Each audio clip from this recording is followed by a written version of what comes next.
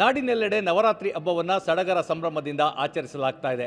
ಸಾಂಸ್ಕೃತಿಕ ನಗರಿ ಮೈಸೂರಿನಲ್ಲಿ ನವರಾತ್ರಿಯನ್ನು ವಿಶೇಷವಾಗಿ ಆಚರಿಸಲಾಗ್ತದೆ. ಯಾಕಂದರೆ ಮೈಸೂರಿಗರಿಗೆ ನವರಾತ್ರಿ ಹಬ್ಬ ಮನೆಗಳ ಹಬ್ಬ, ಮನಸ್ಸುಗಳ ಹಬ್ಬ. ಅಷ್ಟೇ ಅಲ್ಲ, ಮೈಸೂರಿನ ಪ್ರತಿ ದೇವಾಲಯಗಳಲ್ಲೂ ಸಹ ವಿಶೇಷವಾದಂಥ ಪೂಜಾ ಕೈಂಕರ್ಯಗಳನ್ನು ನೆರವೇರಿಸಲಾಗ್ತಾ ಇದೆ. ನಾನೀಗ ಮೈಸೂರಿನ ಅಗ್ರಹಾರದ ಶೃಂಗೇರಿ ಶಾರದೆ ದೇಗುಲದಲ್ಲಿದ್ದೇನೆ. ನೀವು ನೋಡ್ತಾ ಇರ್ಬೋದು ಶಾರದಾಂಬೆಯನ್ನು, ಏನು ವಿದ್ಯೆಗೆ ಅಧಿಪತಿಯಾದಂತಹ ಶಾರದಾಂಬೆಯನ್ನು ವಿವಿಧ ರೂಪಗಳಲ್ಲಿ ನವರಾತ್ರಿಯಲ್ಲಿ ಅಲಂಕರಿಸುವಂಥ ಕೆಲಸ ಆಗ್ತದೆ. ಯಾಕಂದರೆ ಅಗ್ರಹಾರದಲ್ಲಿರುವಂಥ ಶ್ರೀ ಶಾರದಾಂಬೆ ದೇಗುಲದಲ್ಲಿ ವಿಶೇಷವಾಗಿ ನವರಾತ್ರಿ ಹಬ್ಬವನ್ನು ಆಚರಿಸಲಾಗ್ತದೆ. ಅಂದರೆ ತಾಯಿಗೆ ಒಂದು ಹೂವಿನ ಅಲಂಕಾರದಲ್ಲಿ ನೋಡ್ತಾ ಇರ್ಬೋದು. ಈಗ ನೀವು ನೋಡ್ತಾ ಇರುವಂಥ ಅಲಂಕಾರ ದುರ್ಗಾಲಂಕಾರ, ಅಂದರೆ ಮಹಿಷಾಸುರ ಮರ್ದನಕ್ಕೆ ಸಿದ್ಧವಾಗಿರುವಂತಹ ತಾಯಿ ಚಾಮುಂಡೇಶ್ವರಿಯ ಒಂದು ಅಲಂಕಾರವನ್ನು ಶಾರದೆಗೆ ಮಾಡಲಾಗಿದೆ. ಮತ್ತು ನೀವು ಸುತ್ತಲೂ ನೋಡ್ತಾ ಇರ್ಬೋದು ವಿವಿಧ ಹೂವುಗಳಿಂದ ಅಲಂಕಾರವನ್ನು ಮಾಡಿರುವಂಥದ್ದು. ಮತ್ತು ತಾಯಿಯನ್ನು ನೋಡೋದಾದರೆ ಅಷ್ಟಭುಜಗಳನ್ನು ಹೊಂದಿರುವಂತಹ ತಾಯಿ ಚಾಮುಂಡೇಶ್ವರಿಯ ಒಂದು ಪ್ರತಿರೂಪವನ್ನು ಶಾರದೆಯಲ್ಲಿ ತೋರಿಸುವಂಥ ಕೆಲಸವನ್ನು ಮಾಡಲಾಗಿದೆ. ಮತ್ತು ಅಷ್ಟಭುಜಗಳಲ್ಲಿಯೂ ಸಹ ಏನು ಮಹಿಷಾಸುರನನ್ನು ಮರ್ದನ ಮಾಡಲಿಕ್ಕೆ ವಿವಿಧ ದೇವಾನುದೇವತೆಗಳು ತಮ್ಮ ಬಳಿ ಇದ್ದಂತಹ ಶಸ್ತ್ರಗಳನ್ನು ಆಕೆಗೆ ನೀಡ್ತಾರೆ.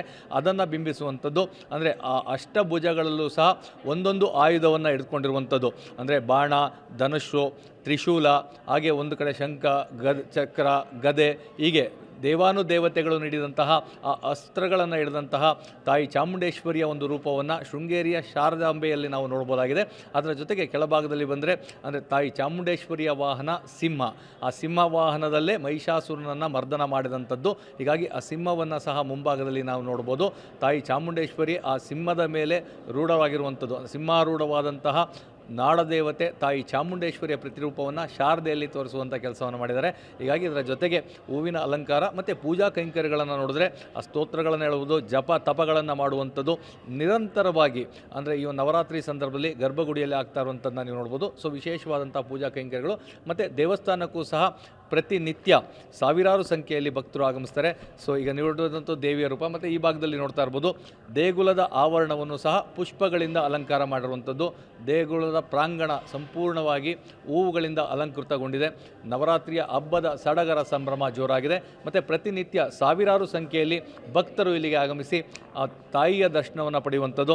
ಯಾಕಂದರೆ ಪ್ರತಿನಿತ್ಯ ಒಂದೊಂದು ಅಲಂಕಾರದಲ್ಲಿ ಶಾರದಾಂಬೆ ಇರ್ತಾರೆ.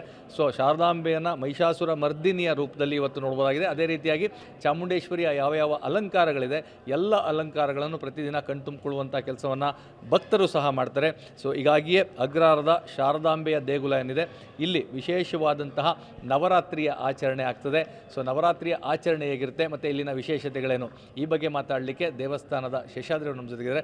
ಸರ್, ಪ್ರಮುಖವಾಗಿ ನವರಾತ್ರಿಯಲ್ಲಿ ದೇವಿಯರ ಒಂದು ಉತ್ಸವ ಎಲ್ಲ ಕಡೆ ಆಗ್ತದೆ. ಆದರೆ ಅಗ್ರಹಾರದ ಶೃಂಗೇರಿ ಶಾರದಾ ದೇಗುಲದಲ್ಲಿ ವಿಶೇಷವಾಗಿ ಆಗುವಂಥದ್ದು ಏನೆಲ್ಲ ವಿಶೇಷತೆಗಳಿರುತ್ತೆ ಅಂತ? ಶ್ರೀ ಗುರುಭ್ಯೋ ನಮಃ. ಉಭಯ ಜಗದ್ಗುರುಗಳಲ್ಲಿ ವಂದಿಸುತ್ತಾ ಶ್ರೀ ಶಾರದಾ ಪರಮೇಶ್ವರಿಯ ಒಂದು ಕೃಪಾ ಕಟಾಕ್ಷ ಎಲ್ಲರಿಗೂ ಇರಲಿ ಅಂತ ಹೇಳಿ, ದುರ್ಗೆ ಸ್ಮೃತ ಹರಸಿ ಭೀತಿಮಶೇಷ ಜಂತೋ ಸ್ವಸ್ಥೈ ಸ್ಮೃತ ಮತಿಮತೀವ ಶುಭಾನ್ ದದಾಸಿ ದಾರಿದ್ರ್ಯ ದುಃಖ ಭಯಹಾರಿಣಿ ಕಾತ್ವದನ್ಯ ಸರ್ವೋಪಕಾರಕರಣಾಯ ಸದಾರ್ದ್ರ ಚಿತ್ತ ಎಂಬಂತೆ ಶ್ರೀ ಶಾರದಾ ಪರಮೇಶ್ವರಿಗೆ ಇದು 100 ವರ್ಷದ ಹಿಂದೆ ಸ್ಥಾಪನೆಯಾದಂಥ ಶ್ರೀ ಶೃಂಗೇರಿ ಮಠ, ಅಭಿನವ ಶಂಕರಾಲಯ ಅಂಥೇಳಿ ಈ ಸ್ಥಳಕ್ಕೆ ಹೆಸರು. ಇದನ್ನು ಮೂಲ ಶೃಂಗೇರಿಯ ಜಗದ್ಗುರುಗಳಾದಂಥ ಚಂದ್ರಶೇಖರ ಭಾರತಿ ಮಹಾಸ್ವಾಮಿಗಳವರು 101 ವರ್ಷದ ಹಿಂದೆ ಇಲ್ಲಿ ಶೃಂಗೇರಿ ಮಠವನ್ನು ಸ್ಥಾಪನೆ ಮಾಡಿದ್ದಾರೆ. ಅದಾದ ನಂತರ ಎಲ್ಲ ಯತಿವರಿಯರು ಮೈಸೂರಿಗೆ ಬಂದು ಇಲ್ಲಿ ವಾಸ್ತವ್ಯವನ್ನು ಮಾಡಿ ನಿತ್ಯ ಅಮ್ಮನವರಿಗೆ ಅವರು ಬಂದಾಗಲೆಲ್ಲ ವಿಶೇಷವಾಗಿ ಪೂಜೆಗಳನ್ನು ಮಾಡಿರ್ತಾರೆ. ನಮ್ಮಲ್ಲಿ ವಿಶೇಷವಾಗಿ ಏನಂತ ಹೇಳಿದ್ರೆ, ಮಹಾಲಯ ಅಮಾವಾಸ್ಯೆಯಿಂದ ಆಶ್ವೀಜ ಶುಕ್ಲ ಪಕ್ಷದ ಭಾದ್ರಪದ ಕೃಷ್ಣ ಅಮಾವಾಸ್ಯೆಯಿಂದ ಆಶ್ವೀಜ ಶುಕ್ಲ ಹುಣ್ಣಿಮೆಯವರೆಗೆ ಇಲ್ಲಿ ವಿಶೇಷವಾಗಿ ಪೂಜಾ ಕೈಂಕರ್ಯಗಳು ನಡೀತದೆ. ಮಹಾಲಯ ಅಮಾವಾಸ್ಯೆ ದಿವಸ ಶಾರದಾ ಪರಮೇಶ್ವರಿಗೆ ಮಹಾಭಿಷೇಕ ಆಗುತ್ತೆ. ಅದಾದ ನಂತರ ಜಗತ್ಪ್ರಸೂತಿಕಾ ಅಲಂಕಾರ ಅಂಥೇಳಿ ಅಲಂಕಾರ ಆಗುತ್ತೆ. ಮತ್ತು ಬ್ರಾಹ್ಮಿ, ಮಾಹೇಶ್ವರಿ, ಕೌಮಾರಿ, ವೈಷ್ಣವಿ, ರಾಜರಾಜೇಶ್ವರಿ, ಇಂದ್ರಾಣಿ, ಸರಸ್ವತಿ, ಚಾಮುಂಡ, ಇದೇ ರೀತಿ ಧನವಂತರಿ, ಇದೆಲ್ಲನೂ ನಾವು ಮಾಡ್ತಾ ಹೋಗ್ಬೋದು. ಗಾಯತ್ರಿ ಅಲಂಕಾರದಿಂದ ಹಿಡಿದು ಪ್ರತಿಯೊಂದು 15 ದಿವಸ ಹುಣ್ಣಿಮೆ ತನಕನೂ ವಿಶೇಷವಾಗಿ ಇಲ್ಲಿ ಆಚರಣೆಯನ್ನು ಮಾಡ್ತೇವೆ. ಪ್ರತಿನಿತ್ಯನೂ ಒಂದೊಂದು ಹೋಮಗಳು ಇಲ್ಲಿ ನಡೆಯುತ್ತದೆ. ಬಂದ ಭಕ್ತಾರಿಗೆಲ್ಲರಿಗೂ ನಿತ್ಯ ಪ್ರಸಾದ ವಿತರಣೆ, ಇದೆಲ್ಲ ಕಾರ್ಯಕ್ರಮಗಳು ಇರುತ್ತೆ. ನಮ್ಮ ಧರ್ಮಾಧಿಕಾರಿಗಳಂಥ ರಾಮಚಂದ್ರ ಅವರ ಮಾರ್ಗದರ್ಶನದಲ್ಲಿ ಅತ್ಯಂತ ಸುಂದರವಾಗಿ ಎಲ್ಲ ಕಾರ್ಯಕ್ರಮಗಳನ್ನು ನಡೆಸ್ತಾ ಇದ್ದೇವೆ. ಮತ್ತು ಉಭಯ ಜಗದ್ಗುರುಗಳ ಆಶೀರ್ವಾದದಿಂದ ಎಲ್ಲರಿಗೂ ಒಳ್ಳೆಯದಾಗಲಿ, ಲೋಕಾ ಸಮಸ್ತ ಸುಖಿನೋ ಭವಂತು ಎಂಬಂತೆ ಗುರುಗಳ ಒಂದು ಅನುಗ್ರಹ ಎಲ್ಲರಿಗೂ ಸಿಗಲಿ. ಆ ಶಾರದಾ ಪರಮೇಶ್ವರಿ ಎಲ್ಲರಿಗೂ ಒಳ್ಳೆಯದನ್ನು ಮಾಡಲಿ ಅಂತೇಳಿ ಇಂದು ನಮ್ಮ ಮಾತನ್ನು ಮುಗಿಸ್ತೇವೆ. ಇದು ದೇವಸ್ಥಾನದವರ ಮಾತು. ಅಂದರೆ ನಾಡು ಸುಭಿಕ್ಷವಾಗಿರಲಿ, ಎಲ್ಲೆಡೆ ಶಾಂತಿ ನೆಲೆಸಲಿ, ಸರ್ವೇ ಜನ ಸುಖಿನೋ ಭವಂತು, ಎಲ್ರಿಗೂ ಒಳಿತಾಗಲಿ ಅಂತೇಳಿ ಪೂಜೆ ಪ್ರಾರ್ಥನೆಗಳಾಗ್ತದೆ, ನಿತ್ಯ ಜಪ ತಪಗಳಾಗ್ತದೆ. ಈ ಹಿನ್ನೆಲೆಯಲ್ಲಿ ವಿದ್ಯೆಗೆ ಅಧಿಪತಿಯಾದಂಥ ಶಾರದಾದೇವಿ ಚಾಮುಂಡೇಶ್ವರಿಯಾಗಿ ಸಕಲರಿಗೂ ಸನ್ಮಂಗಳವನ್ನು ಉಂಟು ಮಾಡಲಿ ಅನ್ನೋದೇ ಎಲ್ಲರ ಆಶಯವಾಗಿದೆ.